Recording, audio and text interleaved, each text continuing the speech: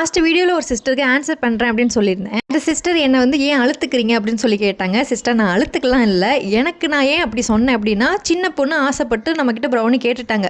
So அவங்க மாற்றி மாற்றி பாக்ஸ் போட்டு கேட்குறனால நான் கோவப்பட்டோ வருத்தப்பட்டோ நான் வந்து அவங்க ஆர்டரை கேன்சல் பண்ணுறது எனக்கு மனசு வர. ஸோ அதனால் அவங்க என்ன சொன்னாலும் பரவாயில்ல, அதே மாதிரி நம்ம பண்ணி கொடுத்துடலாம் அப்படின்னு தான் நான் என்னோட வேலையை கண்டினியூவாக பார்த்துக்கிட்டு இருந்தேன். மாட்டிக்கிட்டேன் அப்படின்னு சொன்னதுக்கு ரீசன் வந்துட்டு, நம்மளோட ப்ராடக்ட் வந்து கஸ்டமர் கைக்கு நல்லபடியாக போய் சேரணும். கஸ்டமர் சின்ன பொண்ணாக இருந்தாலும் சரி, பெரியவங்களாக இருந்தாலும் சரி, நம்மளோட ப்ராடக்ட் கஸ்டமர் கைக்கு நல்லபடியாக சேஃபாக ரீச் ஆகணும். அதுதான் மெயின்.